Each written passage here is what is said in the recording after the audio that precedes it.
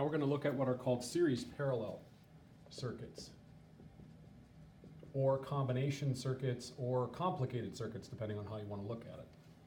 So remember, a series circuit is going to have the aspect of everything being connected in one line, in one loop. So a series circuit would look like this, right? If you have more than one resistor, even if you have just one resistor. A parallel circuit then is going to have options. So the current has options in terms of directions that it can travel. The parallel circuit then will have branches. These are called branches, okay? There are lots of different ways to draw parallel circuits, so it really doesn't matter how we put them together. If they're parallel, there should be options. So when the current from the battery leaves, right, it has more than one path to travel. So some of it can go that way, some of it can go that way. And then it recombines at that point. Total in must equal total out. It's just like water flow. Okay? The analysis of a complicated circuit, series parallel, is a little different, and yet you're going to use the same principles. So imagine for a second that I set up a circuit that looks like this. Two loads here in parallel, and then to that I put another load in series. So hence the name series parallel. This parallel grouping, if you will, of resistors is in series to that one.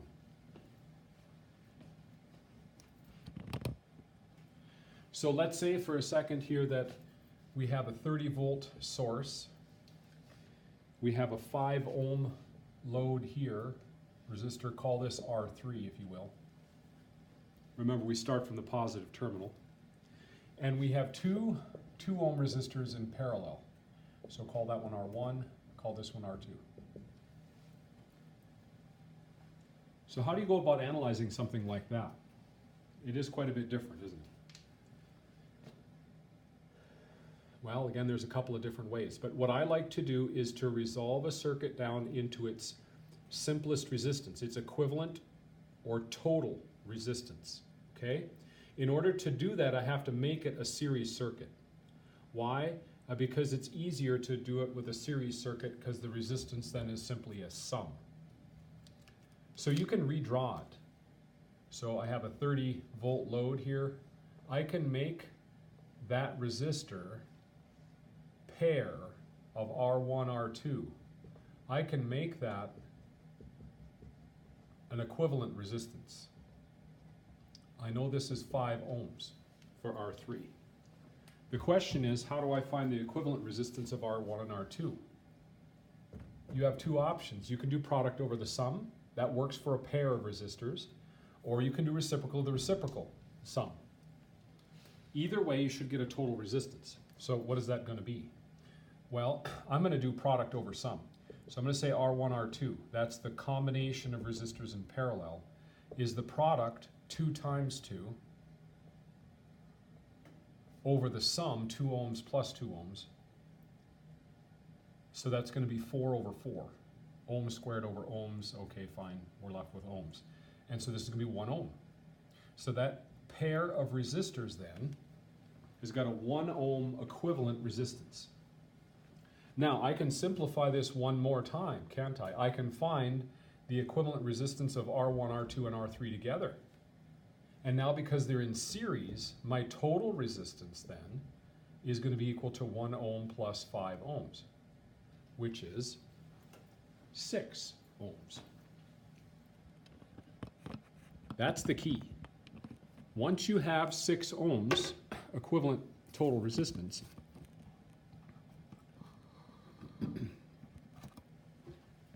then you can find lots of different things. So my total resistance is 6 ohms. My total potential is still 30 volts. So how will I find the total current? This is a really good strategy now when you're solving circuit problems. Find the total resistance, then find the total current. Most of the other pieces can be found from that. Well, if you recall, the total current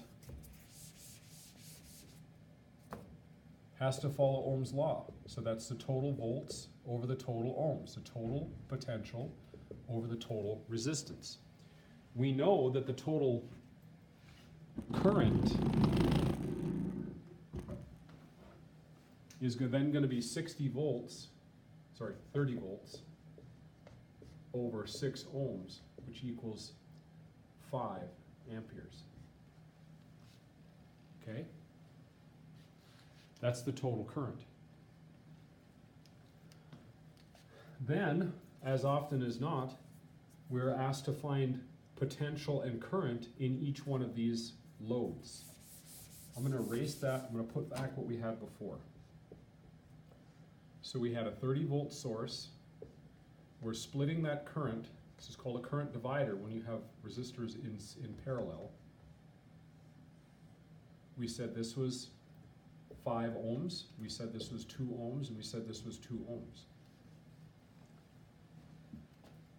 Now, how can I find the current and the potential on the 5 ohm resistor? So I'm going to first find the current on the 5 ohm resistor. I could call this I3 because it was the third load. Either way. Well, remember that this is going to be an equivalent of a series circuit. So we found the total amps that come out is 5. So 5 amps leaves the supply. It encounters a pair of resistors. It's a current divider, so some of the current goes one way and the balance goes the other. Since we have two 2 ohm resistors in parallel, it's equivalent resistance. So it should divide exactly in half. We can prove it, but that tells us that 2.5 amps have to split. Current in has to equal current out. However much water was in the plumbing to begin with, when you put it into the sink, into the tub, when you all combine it back into the soil stack, that has to add up to what you had to begin with. Okay, so that means that 2.5 splits this way, 2.5 splits that way, and it recombines to 5 amps.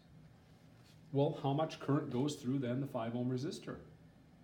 Current in equals current out. That's 5 amps, isn't it? Okay, so that's 5 amps. Can I find the voltage drop or the potential difference between the front end and the back end of that load? I certainly can, and I can use Ohm's law to do it. So I would say then V3, or the potential on the 5 ohm resistor, must equal the total current times the resistance. Total current in is 5 amps. The load is 5 ohms. That makes 25 volts. The potential drop on that 5 ohm resistor is 25 volts. It's going to be higher than these two because they're in parallel, and remember that this had an equivalent resistance of 1 ohm.